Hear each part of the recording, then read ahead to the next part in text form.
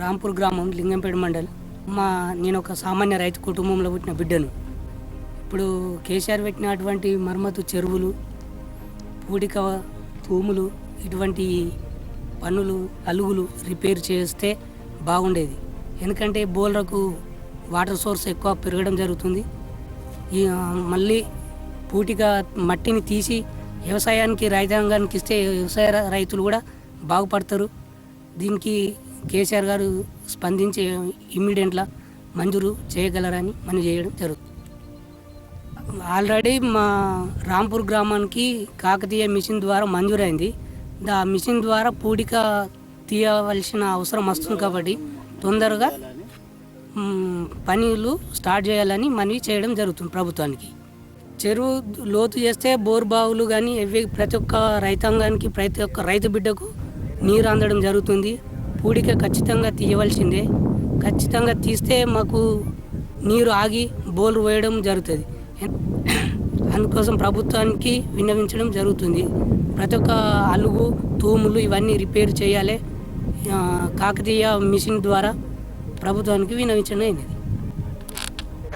తెలంగాణ రాష్ట్రం ఏర్పడిన తర్వాత మరి బంగారు తెలంగాణ నిర్మాణం చేయాలని చెప్పి కేసీఆర్ అయితే కంకణం కట్టుకున్నాడో అందులో భాగంగా మిషన్ కాకతీయ అనే పేరుతో రెడ్డి రాజులు మన కులీ కుతుబ్షాలు నిర్మించిన చెర్లను రిస్టోరేషన్ చేసిన పునరుద్ధరణ కార్యక్రమం చేపడతా ఉన్నాం.